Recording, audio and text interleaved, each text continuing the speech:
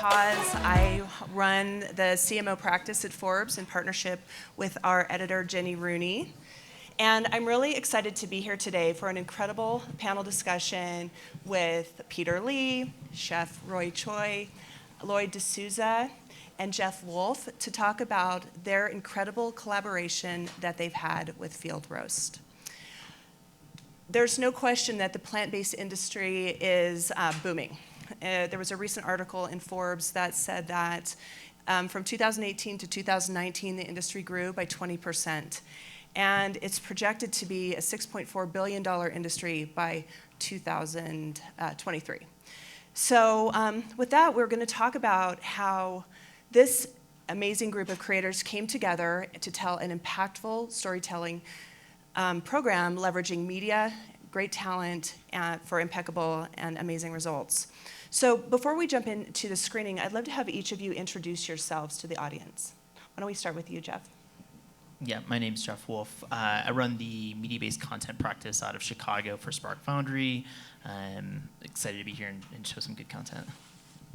Lloyd D'Souza. I'm head of content development at Condé Nast Entertainment for Branded Entertainment, which includes Bon Appetit. Hi, my name is Choi. I run the Kogi truck out of Los Angeles, and I do a couple shows here and there. Anyone see the chef show? Put that up, yeah. I try to bring love and laughter to the world, you know, that's it. Peter Lee, I'm the brand director on the Field Roast brand for Greenleaf Foods.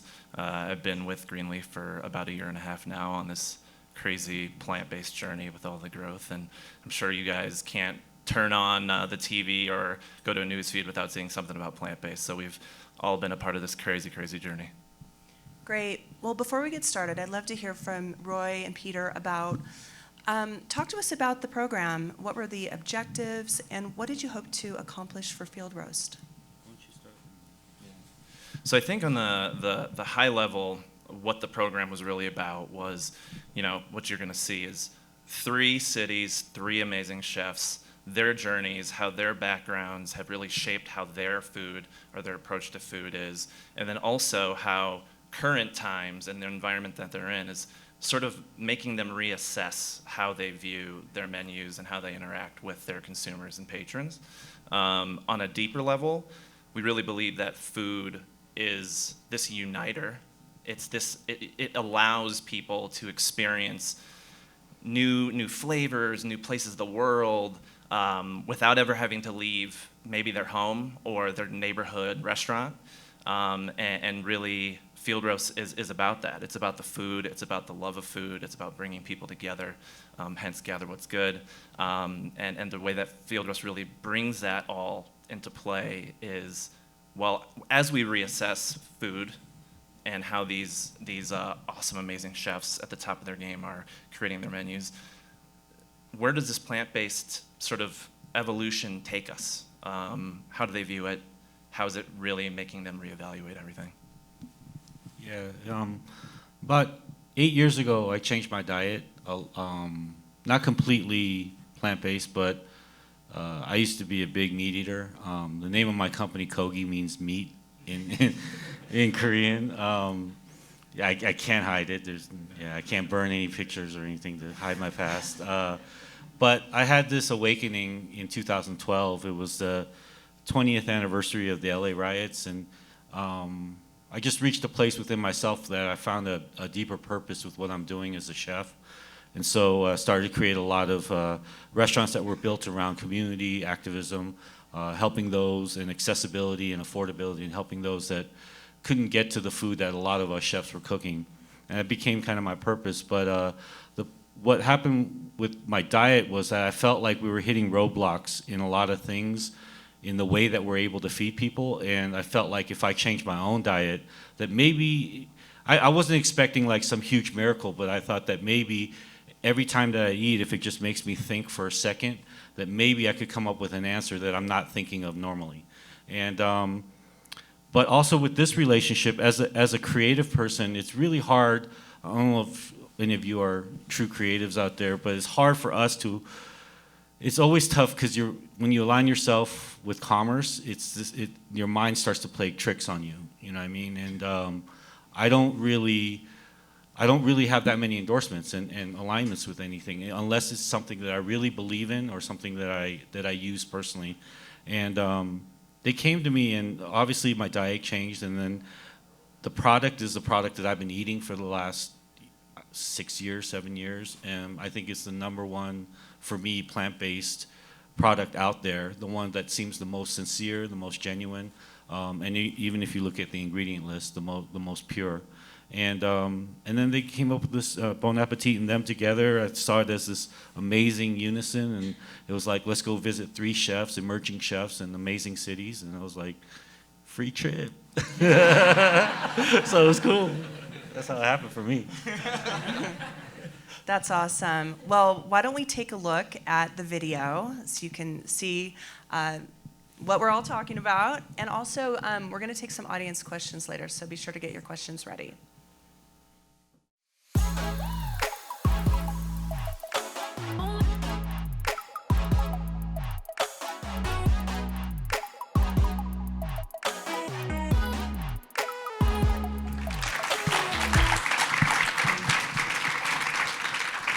Oh, that was great. Now I'm even hungrier for lunch than I Yeah, was sorry, before. it's lunchtime, right?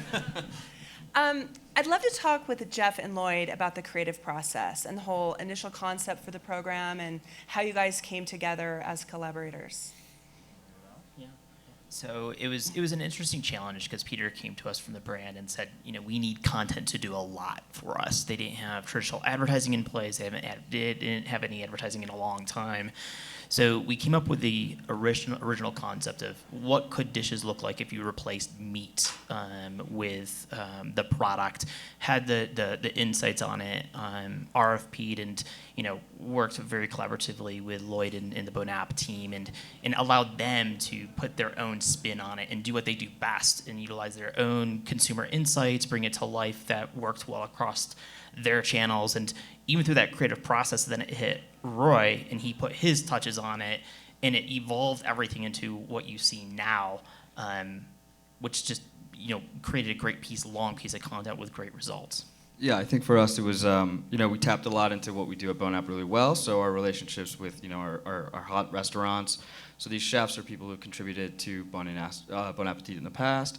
Obviously, we have a great affinity for Roy, but more important than that, when we're talking about Roy, for us, at Condé Nast in general, when we look at talent, it isn't just a name, it's what's the philosophy behind what they do and give them an opportunity to take that to the platform we're giving them, and this just seemed like a perfect opportunity to do that. And then in that same token, when it comes to how did the content work for Field Roast, how do we get it out there, it was like the long form content really spoke to our audience who consumes long content. It was, it was a bit of talking through that, but it ended up making sense, working out really well for us. But then with that, where Roy would drive people, where the content would drive people, there were videos that were very focused on the utility of making the dish. And I think that's how we want to do. We always want to continue the narrative with stuff we do. It doesn't begin and end with the film. So we wanted people to go out, see this food, know where it came from, know the heritage behind it, see how to make it, go out, buy the thing, bring it back, share it with their families, and you really create the whole philosophy of Gather with Good that starts with Roy meeting through chefs, really continues through the audience, through our audience, and through the consumers, new consumers and old at Field Roast. Yeah, and I'm really curious, Roy, with your background in entertainment and content, what parts of the creative process did you really feel like needed to have that emphasis to create such an authentic storytelling moment? Well, when I started to get to know the whole team, at first I stayed quiet and I just tried to stay in my lane, play my role, but I saw that we were collaborating really well, and because I'm a chef and because I've worked with behind the scenes and a lot of stuff, it's just started to offer my ideas and they liked them, so that just it created an open conversation. And I think the part that I contributed was the party at the end. So at first it was the same format, but it kind of just ran all the way through. And then for me, I just felt like it had to have some communal element at the end in order so that it didn't come off as a hard sell. Because I'm still getting used to this whole new arena of stuff. This kind of, I like it, to be honest. On the record, I love it. This blurred content, this blurred line between content and editorial and branded, because in the old mind, we want to separate it, And even though we know it's right there, we want to believe that it's not. Like, you want to watch a film and not feel like someone paid for that to make that film. We want like things to just appear magically. Yeah. But now, like with the music world, like in music, you have to do interactive experiences. You know, the artist has to get involved, and I think now with where things are going with storytelling, it's a good place for the brand to be out there.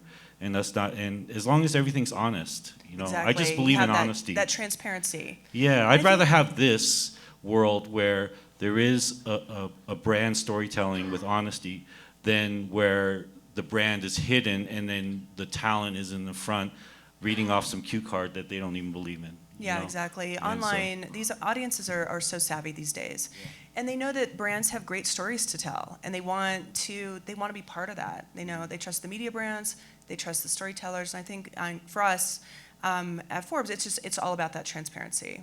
And it gives jobs to filmmakers, storytellers, Exactly. editors. You know, in this world that's constantly shrinking for creative outlets. You know, this whole new arena of being able to do brand storytelling. If you look beyond the headlines, really what it does is it opens up the economy and gives people jobs, you know? Exactly. And so I love it. Yeah. So, Peter, from the brand perspective, when the team brought you and they said Roy is going to be part of the program, what were your thoughts? What made you feel like he was such a great fit for this program? No, really from the very beginning when we were starting to think of like who should be this host of this series, and we wanted it to be a chef. We wanted it to be chefs geeking out with each other, talking about their craft, and then we really wanted to go to, well, what chef really personifies what field roast means to the consumer and what we want to mean to the consumer, right? And so for field roast, it's all about the authenticity. It's chef-driven, the product is chef-driven, very, very ingredient-focused, more focused on the ingredients that go into the products than the end product themselves, but then also this like connection to its past and heritage. And with Roy, you know, getting to know a little bit more about him, reading up on him in the process, the stuff that he's doing out in LA, he has the multicultural background, bringing those together, melding those flavors and letting people experience that.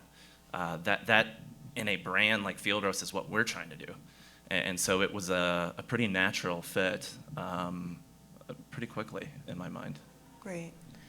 So, Lloyd, Jeff, talk to us about the format of documentary-style video. What have been the learnings? Is this something, I know Bon Appetit is known for such great content. Is this a format that you see continuing?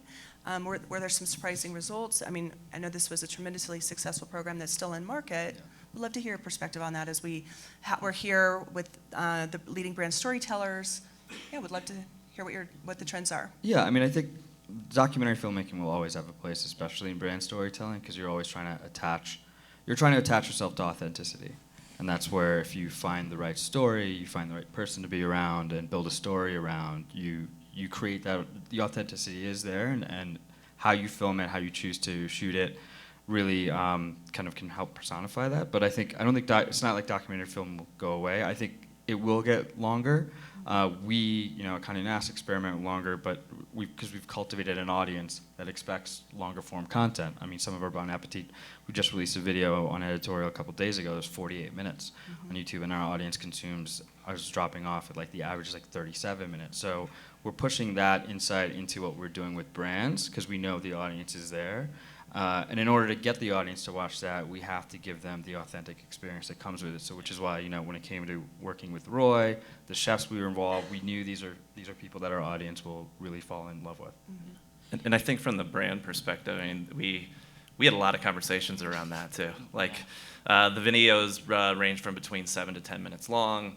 This is really the first substantial investment that Field Roast has ever done from a media content perspective. To attract sort of this new consumer set and this growing consumer set of people that are starting to explore in plant-based. And we were like, man, like 7 to 10 minute long videos.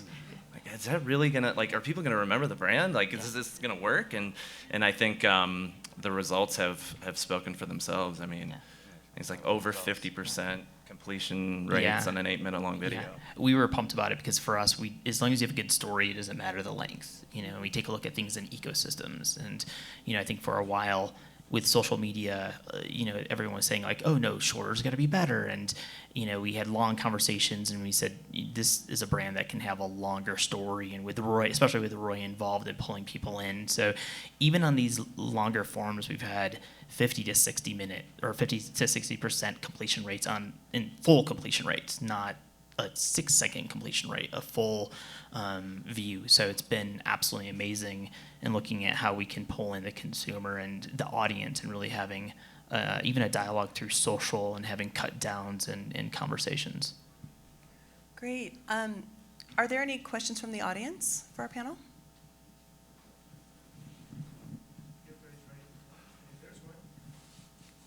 It's a question and comment. It works really great. I think it's a great example of the way that you can leverage relationships with a media owner to pull it all together through your agency. And I think we see a lot of examples here, and we don't talk a lot about like how it gets done. Right? And I think it's a really, really great example of how you can leverage relationships and ecosystems, especially when you have a brand that it sounds like you had a lack of traditional advertising and made that bold choice to go storytelling and content. So I thought it was really cool. I'm wondering where that started. Was it the brand making the decision to go that way, or was it the guys at Spark having some pretty tough conversations about what they thought was the right way to hit the audience? That's a great question.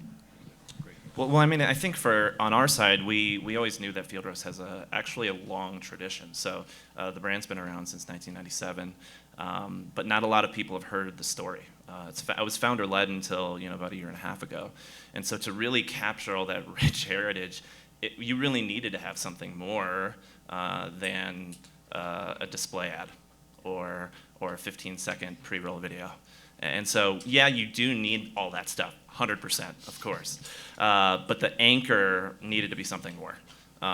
We didn't know exactly what it could be. I think Spark really got us there, for sure, to a point where we really trusted the process, trusted the partners that came to light, and then with Roy coming on board, too. Yeah, we felt really fortunate on our side because we had conversations with the Peter and the rest of the team, and they believed in content from the beginning, which made our job a lot easier. And they were very involved throughout the entire process, more so than a lot of our other clients. And I think that showed a lot of trust and team building and even allowing us to understand what their goals and objectives were even more, and where to push things and have conversations. And it was great having Lloyd and the rest of the team and Roy involved, because they just pushed things even more. I think it's a really great case study for a brand with Lloyd. You used the word heritage earlier. And I think, like, to your point, I think it's interesting that your company's been around since long before this has been, plant-based eating has been such a consumer trend. And I think that there's great takeaways and lessons for brands in the room that are thinking about, how do I bring my brand to the next level in an interesting and creative way. So, well, since we're almost at lunch, Roy, I'd love to close with you and to get some of your thoughts about trends with ingredients and what are you seeing? It sounds like plant-based, obviously, in the culinary environment is really important both for chefs and for consumers. Yeah. What else should we be thinking about as we head into lunch? Well, definitely plant-based is still, on the way up. So it's not something that is like last year's news. It's like not even this year's news. This is something that's going to shape all of our lives in the next 5 years. Especially it's like electric cars, right? It's like, especially as technology grows, as awareness grows, and as people start to sink in the reality of what the meat industry and the cattle industry does to our environment, it's gonna all sink in. It's too early now, and it's too much information for people to process completely in their full brain. But I think more flavor is going to be something that I'm looking forward to in the next couple of years. Like people seasoning their food a little more. Maybe more seasoning, salts and packs out there, you know, like, so that's something that I'm looking forward to, you know. I mean, you have like one of the biggest shows on the internet is Hot Ones, you know, with hot sauce. You know, I would never imagine that, you know. Love that show. Like by the everyone's way. so afraid of spice, you know, and so like that. I think you know, because I come from cultures where food is just overly seasoned and just, I mean, every bite is like the 4th of July in your mouth. You know? Same. You know what I'm saying? And then, but then I grew up, you know, going to American schools and everything is bland. So I think where we're going is that flavor is going to be something that's not so scary and foreign in the next 5 to 10 years. And, you know, we are going to be living in an environment where people are a lot more dynamic with what they eat, which in turn means what they're going to buy and what they're going to demand. So. Great. Yeah, thank you, panelists. Congrats Thank on you. the great work. And thank you.